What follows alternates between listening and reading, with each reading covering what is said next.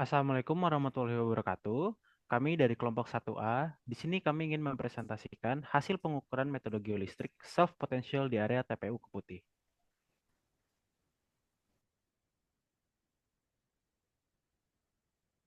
Berikut merupakan anggota kelompok kami. Yang pertama ada Ahmad Muzakir Amin, setelah itu ada Alia Rizky Kristiana, Aura Rasati Devansyah, dan saya sendiri di Kabli Brizi, dan juga Albaru Randy Kausar. Setelah itu ada kasus pada area penelitian, yang di mana praktikum ini bertujuan untuk mengetahui arah aliran pencemaran oleh air lindi dari TPA Keputih. Dan pengukuran dilakukan dengan metode geolistrik self potensial yang nanti hasilnya akan dikorelasikan dengan geolistrik dua dimensi. Setelah ini akan ditampilkan video saat kami melakukan akuisisi.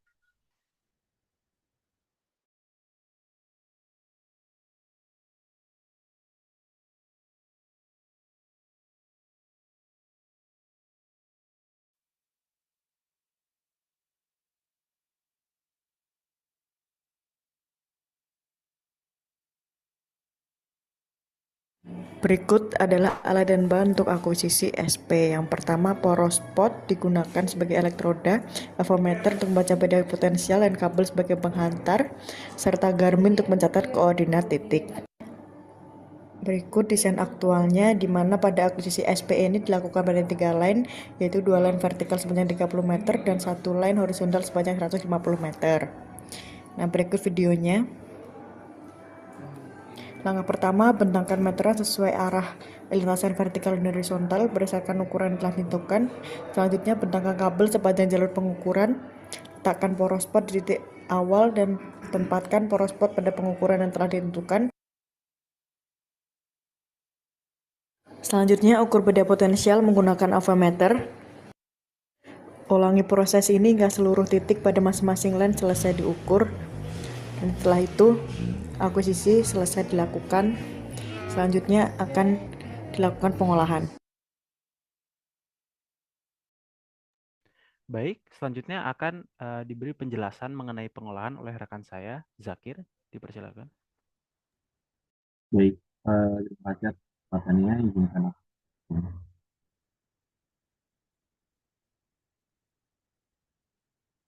Oke, apakah sudah terlihat jelas layarku?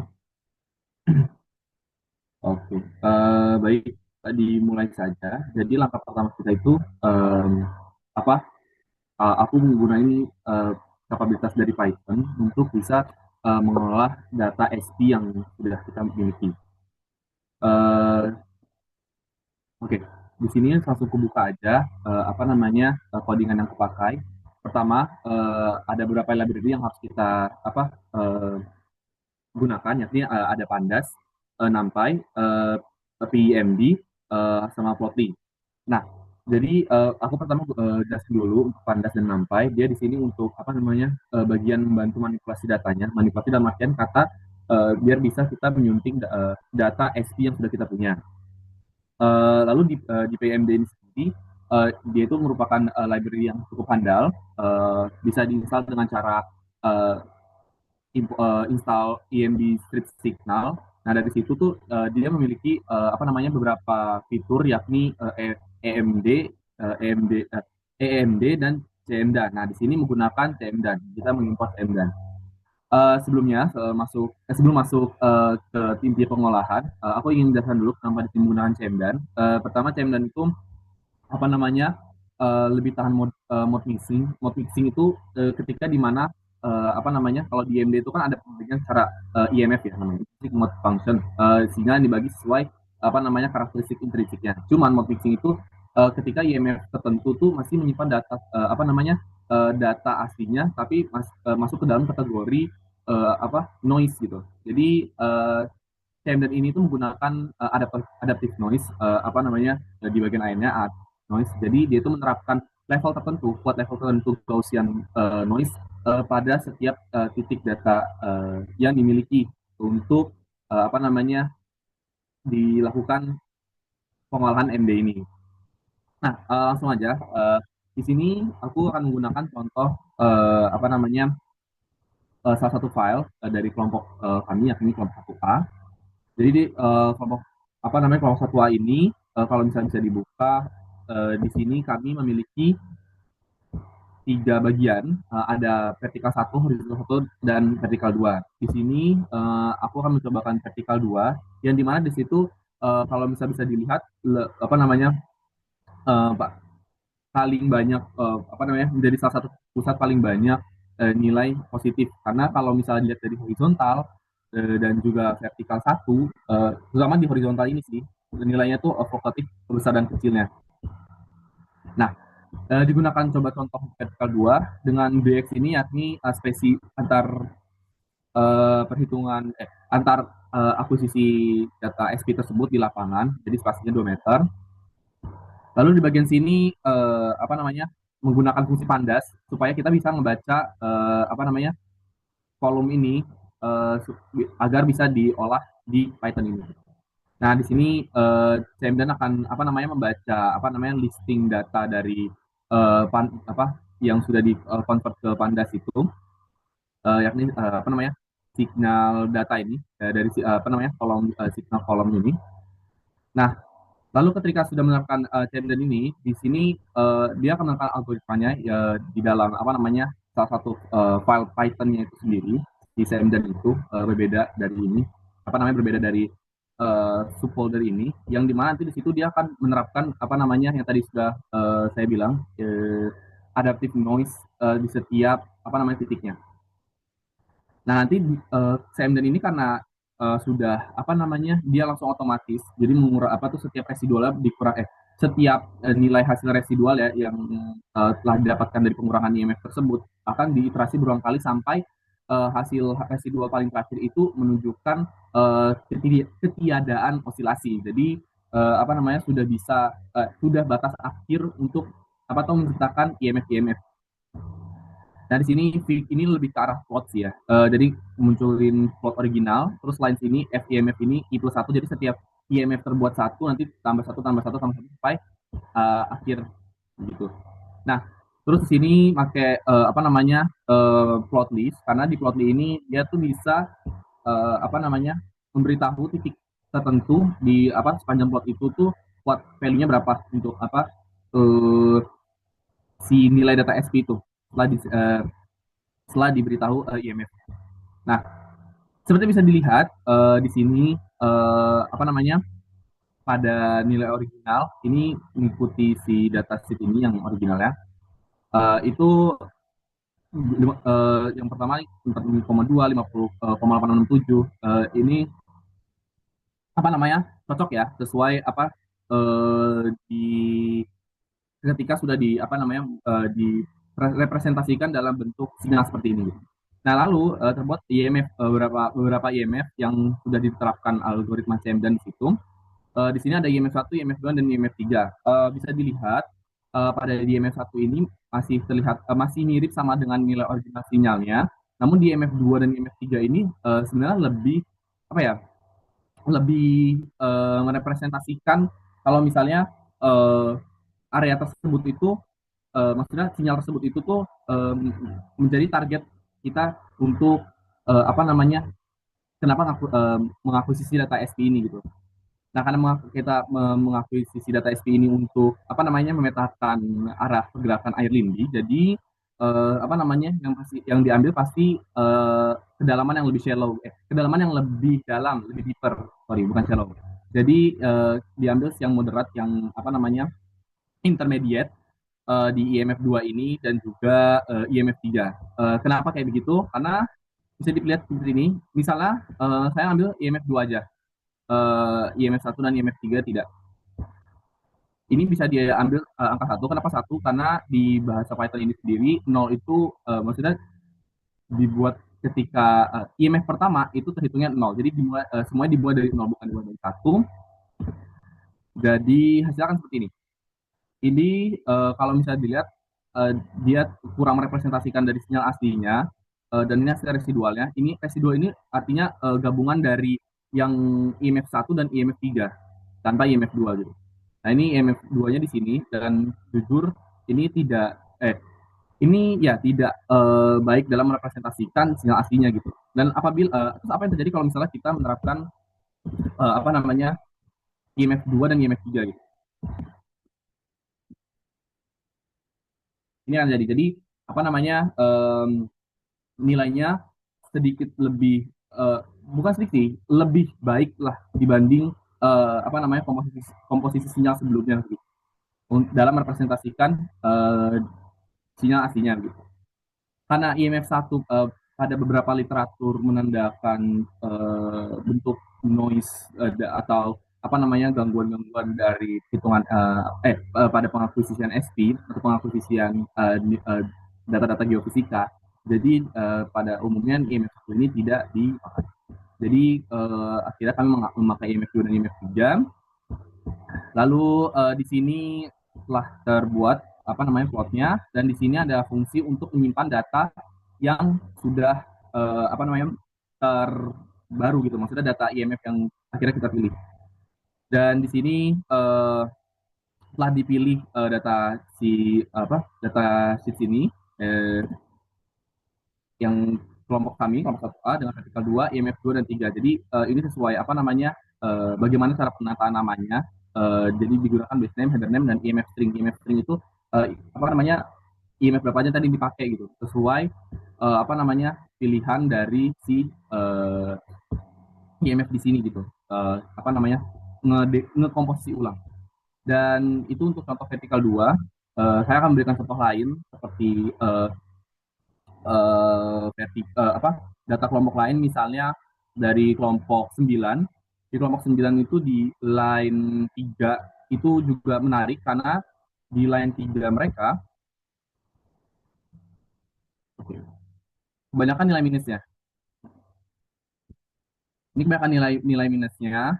Lalu akhirnya dicoba apa namanya? Kita coba kalau misalnya kita menggunakan data kelompok 9 ini untuk apa penerapan SEM tadi.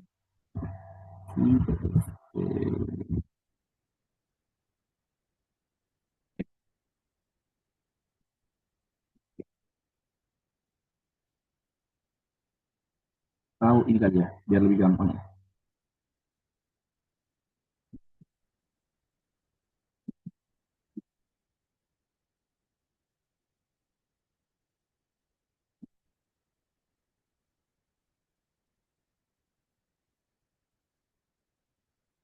Nah, ya, sebentar ya, kayaknya lebih baik.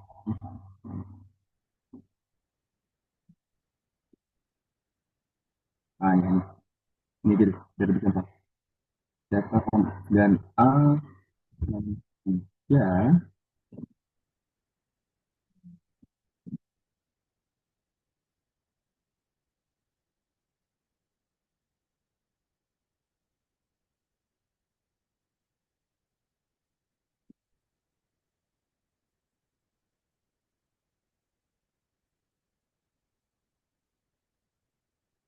Entah, saya ada masalah untuk apa namanya line 3 ini.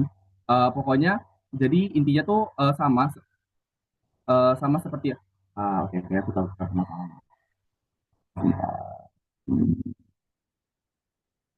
Tadi apa?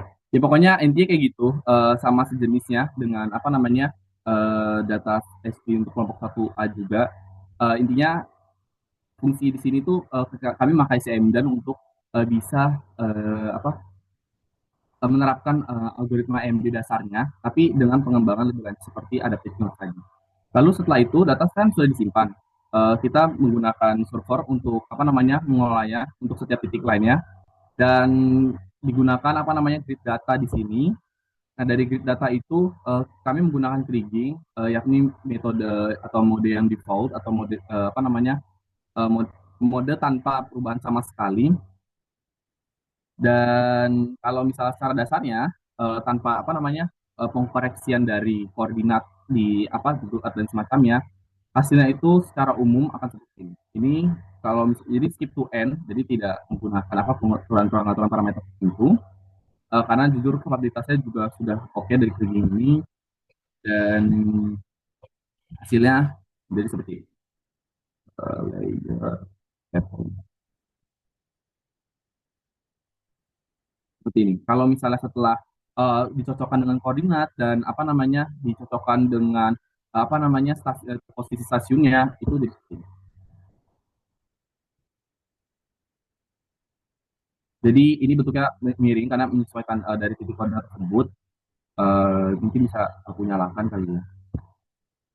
Nah, ya, kayak itu. Jadi apa namanya dari posisi stasiun ini miring, jadi nilai yang merepresentasikan itu kan kalau misalnya lainnya itu kan ini kan, ini yang lain ya kelompok 9 tadi yang banyak minusnya, ini banyak positifnya dari kelompok satu dan dari hasil krigingnya itu tercipta peta seperti ini, begitu untuk server. Nah setelah itu dari sini bisa dicocokkan dengan data-data pendukung lain seperti resistivitas dan juga bor jika ada. Nah, itu saja untuk pengalaman.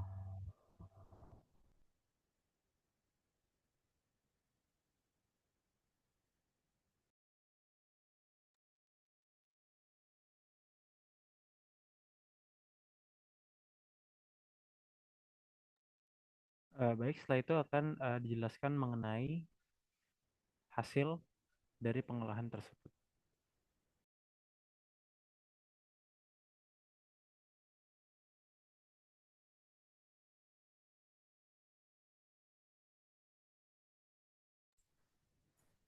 Baik, jadi hasil dari pengolahan tersebut itu dapat dilihat pada PPT, yaitu peta SP menunjukkan bahwa TPA merupakan sumber utama air lindi dengan nilai SP lebih tinggi dibanding area selatan yang merupakan pemakaman.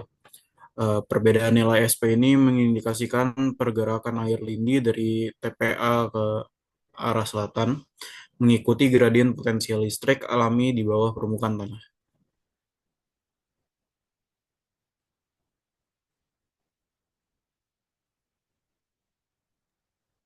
Selanjutnya ini hasil jika dikorelasikan dengan pengukuran geolistrik dua dimensi. Nah, untuk geolistrik dua dimensi sendiri itu total ada tiga line pengukuran, line satu, line dua, dan line tiga. Yang mana line satu itu lokasinya di sekitar sini yang berada paling dekat dengan TPA. Sedangkan line dua itu ada di tengah-tengah sini dan line tiga itu yang paling jauh dari TPA.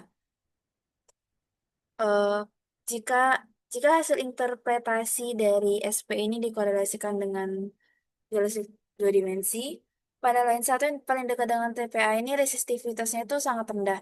Dapat dilihat di hasil eh, dari hasil inversi resistivitas di sekitar sini itu nilainya sangat rendah, berwarna biru tua yang kurang dari 1 ohmmeter. Yang mana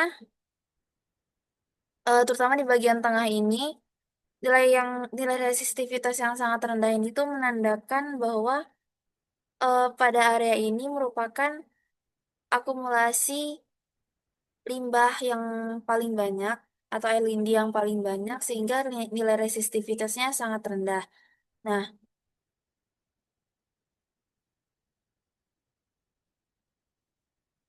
hal ini mendukung interpretasi dari data SP sendiri yang mana eh, pada suatu area yang terkena cemaran air lindi akan memiliki nilai SP yang rendah dan juga nilai resistivitas yang rendah bisa dilihat dari hasil inversi geolistrik dua dimensi ini. Lalu pada line 2 yang berada di tengah-tengah line SP, ini bisa diindikasikan sebagai zona transisi dengan nilai resistivitas yang lebih tinggi daripada line satu, yaitu rata-rata sekitar 1 hingga 5 ohmmeter. Yang dimana pada area ini tuh eh, diidentifikasikan bahwa air lindi mulai menyebar secara lateral dan juga vertikal. Namun intensitasnya itu sedikit lebih sedikit berkurang daripada yang ada di line satu. Kemudian pada line 3 yang lokasinya itu paling jauh dari area TPA. Nah, di sini nilai resistivitasnya mulai rendah lagi, namun tidak serendah yang ada di line satu karena nilainya masih berada dalam rentang eh 1 hingga 5 ohmmeter. Walaupun juga ada yang di bawah 1 ohmmeter. Nah, berdasarkan hasil inversi resistivitas ini, dapat diindikasikan bahwa aliran air lindi itu mengalir ke area sini, yaitu dari area TPA ke arah TPU ke putih. Yang mana hal ini pada line 3 resistivitas ini tuh zona in- intensitasnya sedikit lebih berkurang daripada line 1, namun masih lebih banyak daripada line 2. Dan hal ini juga sejalan dengan hasil eh, SP yang menunjukkan bahwa daerah ini tuh merupakan arah aliran dari air lindinya, yang mana merupakan zona pelepasan atau discharge dari sistem pergerakan air lindi. Jadi air lindi itu bergerak eh dari area yang paling dekat dengan TPA yaitu line 1, lalu mulai menyebar pada line 2 yang berada di tengah-tengah dan menuju ke arah line 3 yang berada lebih dekat ke pemakaman, ke area TPU.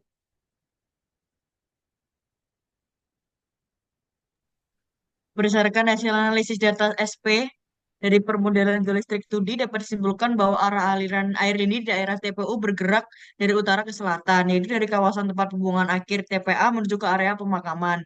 Hal ini ditunjukkan oleh pola nilai SP yang menurun dari nilai yang lebih tinggi dari utara ke nilai yang lebih rendah dari selatan, serta didukung oleh hasil geolistrik yang menunjukkan zona konduktif yang bernilai resistivitas rendah yang mengalir dari arah TPA dan menyebar ke arah selatan. Dengan demikian, persebaran dan arah aliran air lindi dapat terindikasi secara jelas.